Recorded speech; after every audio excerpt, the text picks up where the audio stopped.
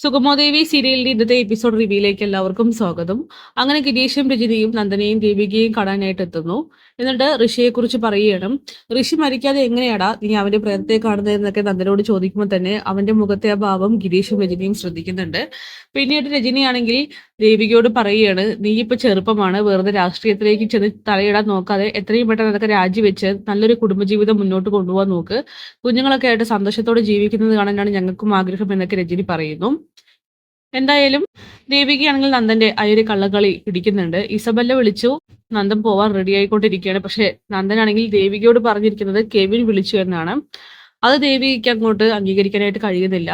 എന്റെ ജീവിതത്തിൽ കടന്നു കളിക്കാനായിട്ട് ഞാൻ ഏത് ഇസബെല്ലയും സമ്മതിക്കില്ല എന്നും നന്ദു ഇപ്പൊ പോവണ്ട എന്നും 10 മിനിറ്റ് എനിക്ക് നന്ദു മാറ്റി വെക്കണം, എനിക്ക് ഒരുപാട് കാര്യങ്ങൾ സംസാരിക്കാനുണ്ടെന്നൊക്കെ പറയുമ്പോൾ ഇസബെല്ല വിളിച്ചിട്ടുണ്ടെങ്കിലും കമ്പനി കാര്യത്തിന് വേണ്ടിയിട്ടാണ് വിളിച്ചിരിക്കുന്നത്, എനിക്ക് ചെന്നൈ മതിയാവുള്ളൂ എന്ന് പറഞ്ഞുകൊണ്ട് നന്ദനാണെങ്കിൽ ദേവികയെ വകഞ്ഞു മാറ്റി അവിടെ നിന്നും പോകുന്നു.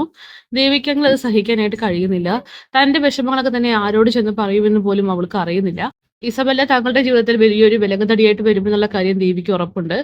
എന്തായാലും അരുന്ധതി ആവട്ടെ CPയോട് പറയുന്നുണ്ട്, തന്റെ മകൻ ആരോഗ്യവാനായിട്ട് ഇരുന്നാൽ മാത്രം മതി, ഞാൻ ക്ഷേത്രത്തിലേക്ക് പോയിട്ട് പ്രാർത്ഥിച്ചിട്ട് വരാം, ദൈവത്തിന് എന്തായാലും എന്റെ പ്രാർത്ഥന കേൾക്കാതിരിക്കാനായിട്ട് കഴിയില്ല.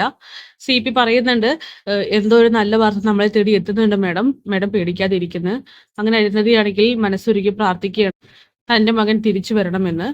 എന്തായാലും അരുന്ധതിയുടെ പ്രാർത്ഥനയ്ക്ക് പെട്ടെന്ന് തന്നെ ഫലം കാണും. കാരണം ഋഷിക്ക് അത്ര കാലമൊന്നും സ്വന്തം അമ്മയെ വേദനിപ്പിച്ച് മാറി നിൽക്കാനും കഴിയില്ല.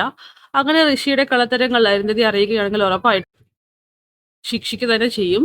എന്തായാലും നന്ദനാണെങ്കിൽ കെവിന്റെയും ഇസബലയുടെ അടുത്ത് എത്തുന്നുണ്ട്. എന്താ നന്ദൻ ഇത്ര വൈകിയെന്നൊക്കെ ചോദിക്കുമ്പോൾ നന്ദൻ ഒന്നും മിണ്ടുന്നില്ല.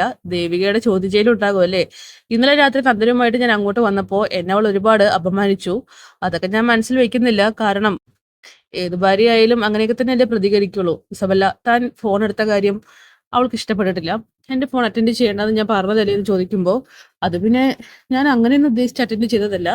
ദേവികയ്ക്ക് എന്തിനാ ഇത്രയും സംശയം? സത്യത്തിൽ ഭാര്യയും ഭർത്താവും തമ്മിൽ വിശ്വാസമാണ് വേണ്ടത്, അത് ദേവിക്ക് നന്ദനോടില്ല, അതുകൊണ്ടാണ് ഇങ്ങനെയൊക്കെ എന്ന് പറയുമ്പോൾ അങ്ങനെയൊന്നുമില്ല, ദേവിക്ക് നല്ല വിശ്വാസമാണ്, ഞങ്ങൾ തമ്മിൽ ഇതുവരെയും ഒരു ഒളിവും മറവും ഇല്ല.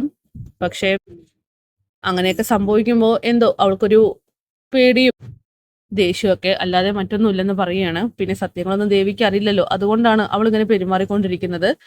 എന്തായാലും ഇസബെല്ല പറയുന്നത്, ആ നന്ദനെ പിന്നാലെ ഒരുപാട് പെൺകുട്ടികൾ നടന്നതാണല്ലോ, പക്ഷേ നന്ദന് ദേവിയാണല്ലോ ഇഷ്ടപ്പെട്ടത്, ആ ഒരു ചോയ്സിൽ താൻ ഒരിക്കലും വേദനിക്കുന്നില്ല എന്നുള്ള കാര്യം നന്ദനും തിരിച്ചടിക്കുകയാണ്. എന്തായാലും ഇസബെല്ലയുടെ നന്ദനിലേക്കുള്ള ട്രാക്ക് അതങ്ങോട്ട് മുടക്കി വിടുന്നുണ്ട് നന്ദൻ ഇടയ്ക്കിടയ്ക്കായിട്ട്. അങ്ങനെ ഋഷിയെ കുറിച്ച് പറയുന്നുണ്ട്, ഋഷിയുടെ പ്രേതത്തെ കണ്ടുവെന്നും അത് സത്യമാണെന്നൊക്കെ പറയും, അതൊക്കെ നന്ദന് തോന്നുന്നതായിരിക്കുമെന്ന് പറയുകയാണ്. അല്ലെന്നേ, സത്യത്തിൽ ഞാനത് കണ്ടിരുന്നു, അതൊക്കെ പോട്ടെ, നമുക്ക് മറ്റു പല കാര്യങ്ങളും സംസാരിക്കാനുണ്ടെന്ന് പറഞ്ഞുകൊണ്ട് ഇസബെല്ലയാണെങ്കിൽ നന്ദനെയും കെവിനെയും വിളിച്ചു പോകുന്നു. നന്ദനാണെങ്കിൽ ശരിക്കും അവരുടെ കയ്യിൽ ഒരു കളിപ്പാവയായിട്ട് മാറിയിരിക്കുകയാണ്.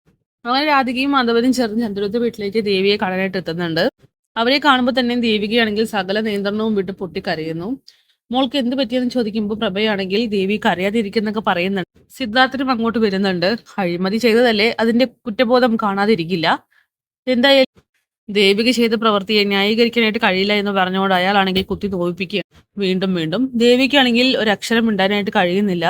അങ്ങനെ രാധികയാണെങ്കിൽ ആശ്വസിപ്പിക്കുന്നുണ്ട്, മോൾക്ക് എന്തോ വലിയ വിഷമമുണ്ടെന്ന് അച്ഛനും അമ്മയ്ക്കും മനസ്സിലായി, അതുകൊണ്ടാണ് ഇങ്ങോട്ട് വന്നത്, മോള് വിഷമിക്കാതിരിക്കുക, കാര്യങ്ങൾ പറയുന്നൊക്കെ പറഞ്ഞ് നിർബന്ധിക്കുന്നുണ്ട്. എന്തായാലും ദേവി തന്റെ അമ്മയോട് മനസ്സ് തുറക്കുക തന്നെ ചെയ്യും. അപ്പൊ കാത്തിരിക്കാം കിടിലൻ എപ്പിസോഡ്സിനായിട്ട്. Bye bye.